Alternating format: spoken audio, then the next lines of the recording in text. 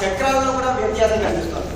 అంటే ఈ రవి నక్షత్రం నుండి చంద్ర నక్షత్రాన్ని కనుక లెక్కిస్తే ఈ యొక్క ఇది వస్తుంది, లక్ష్మి వస్తుంది, దారిద్ర్యం వస్తుంది, భ్రమణం వస్తుంది, ఈ విధమైనటువంటి ఏవైతే ఆ చక్రాల్లోనే ఈ యొక్క వ్యత్యాసం అనేటువంటి ఒక పంచాంగ రీత్యా ఒక రకమైనటువంటి వ్యత్యాసం, ఇంకొక పంచాంగ రీత్యా ఇంకొక ఒక దాంట్లో లక్ష్మి అని చూపించింది, ధన ప్రాప్తి అని చూపించింది, అంటే ఇంకొక పంచాంగంలో కనిపిస్తే అది దారిద్ర్యం అని చూపిస్తుంది.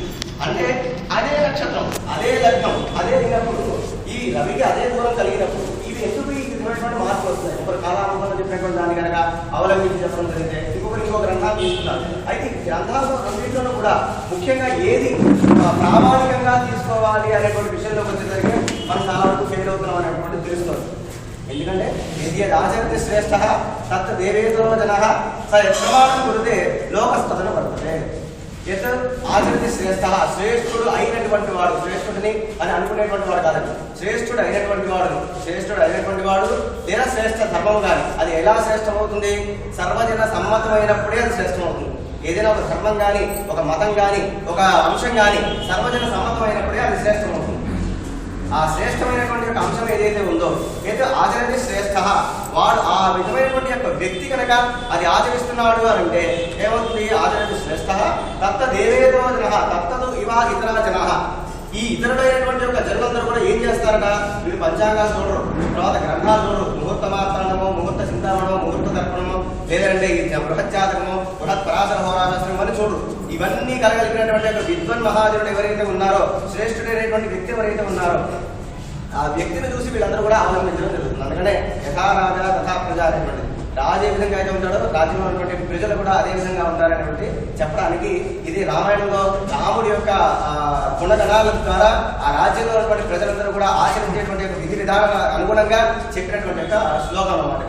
కాబట్టి ఈ శ్రేష్ఠులు అని అనుకునేటువంటి వాళ్ళందరూ కూడా ఒక శ్రేష్టమైనటువంటి ఒక ధర్మాన్ని, ఒక మతాన్ని యొక్క జ్యోతిషంలో కానీ, పంచాంగాల్లో కానీ, జ్యోతిష ఫల నిరూపణలో కానీ, ఇవన్నింటిలో కనుక ఒక పద్ధతిని కనుక మనం అవలంబించగలిగితే అది మనం ప్రత్యేకంగా మనం శ్రేష్టము, నేను శ్రేష్ఠుని చెప్పుకోవాల్సినటువంటి అవసరం మనకు ఉండదు. ఎందుకంటే ఎక్కడికి వెళ్ళినా, ఇటు ఈ జ్యోతిషాలయానికి వచ్చినా ఇదే మాట చెప్పారు, వేరే జ్యోతిషాలయానికి వచ్చినా అదే మాట చెప్పారు. ఈ ముహూర్తం పెట్టినవారు ఇంకొకరు ఎవరు కూడా పాయింట్అవుట్ చేయలేదు. ఒకటి పెట్టినటువంటి ముహూర్తాన్ని ఇంకొకరు పాయింట్అవుట్ చేయడం జరుగుతుంది. అయ్యా దీంట్లో ఇదేమిటా ఇలా ఉంది, ఎందుకంటే అంటే ఇప్పుడు వివాహ ముహూర్తం, లగ్నం మిథున లగ్నం, వృషభ లగ్నం, లగ్న సప్తమంలో గురుడు ఉన్నాడు, సప్తమ శుద్ధంలో గురుడు ఉన్నప్పుడు ఎందుకు పెట్టారు ముహూర్తం, ఇది పెట్టచ్చా అంటే శుభగ్రహమే కానీ పెట్టచ్చండి. మరి పెట్టినవన్నీ కూడా నిలుస్తున్నాయా? ఈ రోజున నన్ను ఒక అడ్వకేట్ వచ్చి అడిగారు, ఆయన ముహూర్తాలు పెట్టుకున్నప్పుడు ఆయన వచ్చి ఆయన అడిగారు, మరి మీరు ముహూర్తాలు పెడుతున్నారు, కొంతమంది చూస్తున్నారు, ఇవాళ కాలంలో ఇదంతా కూడా ఏర్పడుతుంది, మరి ఈ సమాజంలో ఈ రోజున కోర్టుకు వచ్చేటువంటి కేసుల్లో చాలా వరకు కేసులు ఏమిటి అంటే విడాకుల కేసులు ఎక్కువగా వస్తున్నాయి. ఈ విడాకుల కేసులు ఎందుకు వస్తున్నాయి అంటే ముహూర్త బలం లేక, లేదా జాతక బలం లేక, లేదంటే ఇప్పుడున్నటువంటి యొక్క కాలమాన పరిస్థితులకి మనం దాన్ని అన్వయించుకోలేక ఏమిటి ఎందుకు వస్తున్నాయండి అని అడిగారు. ఏం చెప్పాలి సమాధానం? ఏ ముహూర్తం పెట్టారండి అని అడిగితే ఆయన ఒక ముహూర్తం, ఇది ముహూర్తం అండి, ఇది అంటే వాళ్ళ బంధువులతో పెట్టారట, అది ఇది ముహూర్తం, లగ్నం వృషభ లగ్నము, దానికి సప్తమంలో గురుడు ఉన్నాడు, మరి ఇది పెట్టవచ్చా, శుభగ్రహమే పెట్టవచ్చు అని చెప్పారు. అదే బాగుందండి. మరి గురుడు ఒక్కడే ఉన్నాడు, బాగానే ఉంది.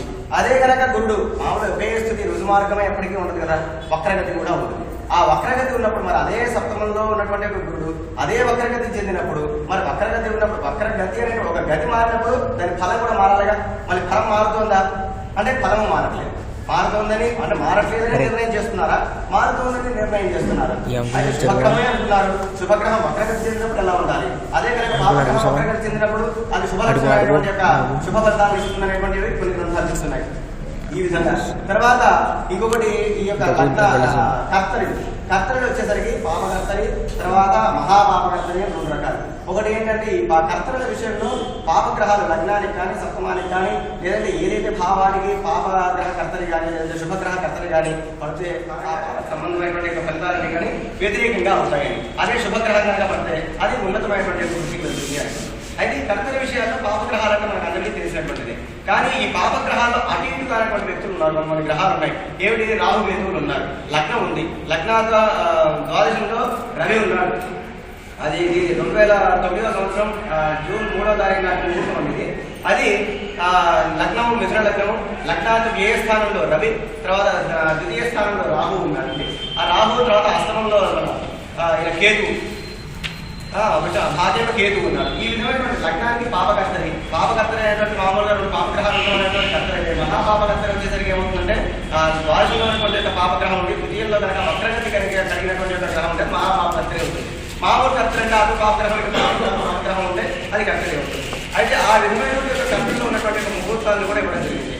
ఆ రోజున జరిగినటువంటి విషయాలు వివాహాల విషయంలో కూడా కొంత ఫేజులు అనేటువంటివి జరిగినాయి. ఈ విధమైనటువంటి అంటే సగ్రహ శక్తులు కానీ ఈ తర్వాత ఈ యొక్క వృషభకల చక్ర శుద్ధుల్లో కానీ ఈ శుద్ధుల విషయాలకు వచ్చేసరికి కానీ తారాబలాల్లో కానీ ఈ విధమైనటువంటి యొక్క వ్యత్యాసాలు ఎక్కువగా అంటే శాస్త్రసమ్మతంగా కొన్ని ప్రత్యేకమైనటువంటి ఈ యొక్క పంచాంగ గణితం కానీ క్యాలిక్యులేషన్స్కి కొన్ని సంబంధాలు లేనటువంటి విషయాల్లో కూడా ఈ యొక్క సారూప్యత అనేటువంటి లేకపోయేసరికి కొంత ఇబ్బందులు రావాల్సినటువంటి పరిస్థితి ఏర్పడుతూ ఉందండి.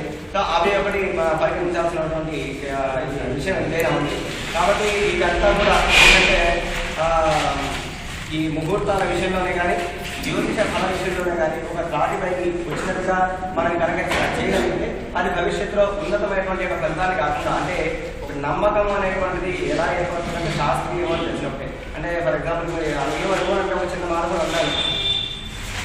ఈ నేటి పంచాంగాలు శాస్త్రీయమా అనేటువంటి శాస్త్రీయం కానిటువంటి పంచాంగం అనే కాదు అది చెప్తారు. అయితే దాని ఏంటంటే శాస్త్రీయమే కానీ ఏది నమ్మదగిన మంచి పంచాంగము అనేటువంటి యొక్క విషయం మనం తీసుకుంటే బాగుండేది. అయితే ఈ విధమైనటువంటి అంశాలను మనం కూడా ఒక తాటిపైన ఉంది చేస్తే బాగుంటుంది. దాంట్లో ఒక పద్ధతిని కనుక ఒకే పద్ధతి 1 పద్ధతి 2 పద్ధతులు అనేటువంటి ఒకే పద్ధతిని కనుక అందరూ అవలంబించగలిగితే చాలా బాగుంటుంది అనేటువంటి ఉద్దేశంతో ఈ యొక్క చిన్న అవకాశాన్ని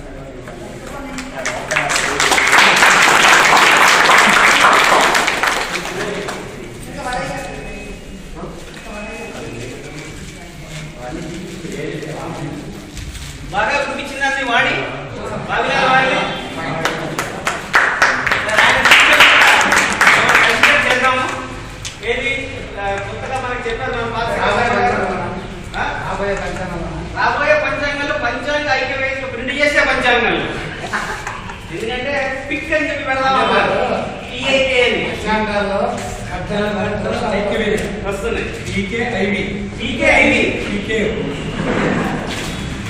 పంచాంగాల ఐక్యవేదిక దాన్ని షార్ట్ ఫామ్ లో చేసేది వస్తుంది. కాబట్టి దాని గురించి ప్రయత్నం అందరం చేద్దాం.